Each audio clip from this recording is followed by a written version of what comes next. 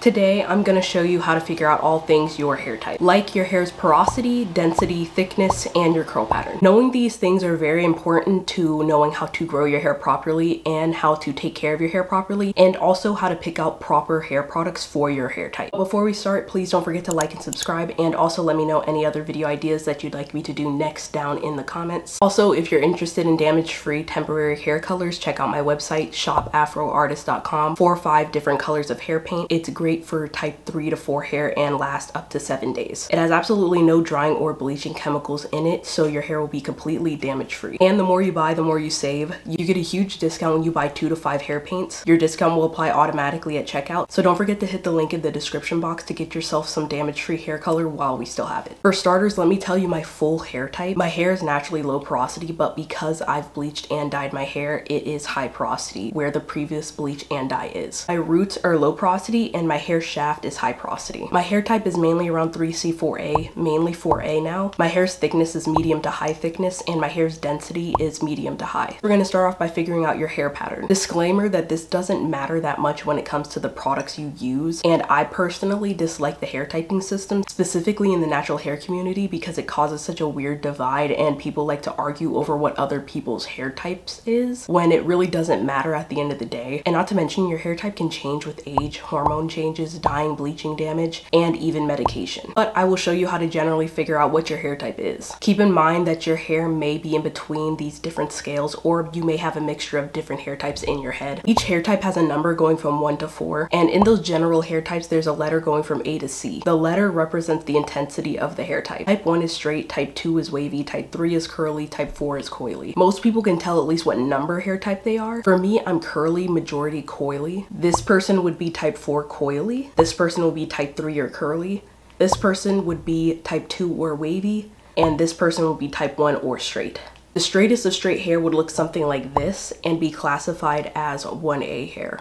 And the coiliest of coily hair would look something like this and be classified as 4C hair. These are complete opposite sides of the spectrum. As for the letters, here's some real examples of how I would classify some of these pictures. This person has around 1C hair. This person has around 3B hair. This person has around 4A hair. And this person has around 2C hair. So obviously, since we're not all the same people, we all have different eyes. You may classify this as more curly than wavy, and some people may consider this more coily than curly. But overall, we all generally know what someone's overall hair type is. Maybe not the exact number and letter, but we know what general range they go in. And that's really all that matters. I won't go through every single example just because that would make this video entirely too long. But just take another look at the chart I put up or some online, and you should somewhat know what category your hair type would fall in. Next topic we're going to get into is hair porosity. This is arguably the most important thing that you need to know. Once I figured out my hair's porosity, it was so much easier for me to choose my hair products and hair routine, and even how to bleach and dye my hair properly. Yes, I've had bleached hair before, and I've dyed it ginger, black, and blonde a couple of times. And learning my hair's porosity changed my hair health overall. Firstly, your hair's porosity can change. It can change based on the same things I said for hair type: age, hormone changes, dyeing, bleaching, product buildup, medication, and hair damage. It's basically how easily your hair can absorb water or how porous your hair strands are. In simple terms, low porosity means your hair shaft is closed tightly, so it's very hard for your hair to absorb water. But when water does get absorbed,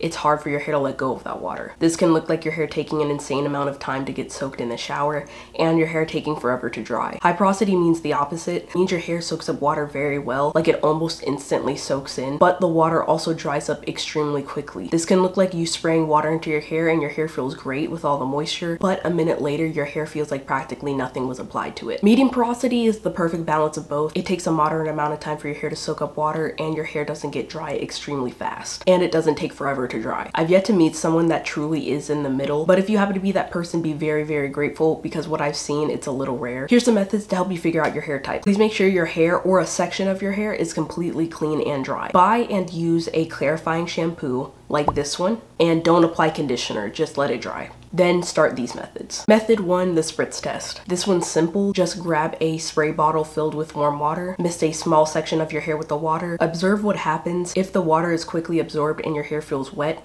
you probably have high porosity hair. If the water beads up and sits on top of your hair, it's likely low porosity. And if the water is absorbed at a moderate pace, you might have medium porosity hair. Method 2, the strand texture test. For this, you just need a strand of your hair and your fingertips. Hold the strand between your fingertips and gently slide your fingers up from the strand, from the tip towards the root. If you feel any bumps or roughness, your hair is likely high porosity. If your fingers slide smoothly without any noticeable resistance, your hair could be low porosity. And if you feel a bit of resistance but it's not overly rough, you might have medium porosity hair. It's pretty difficult to figure out your hair's porosity, especially if you only really know how your hair works. It's easier for me to discern since I used to and still do people's hair, so I know what signs high and low porosity generally looks and feels like. Also, please like and subscribe if you haven't already, and send this video to any friends or family you think could benefit from this video. Next, your hair's density. Hair density refers to the number of hair strands per square inch of your scalp. You can have different sections of your hair be different densities, and it's fairly easy to figure out your hair's density.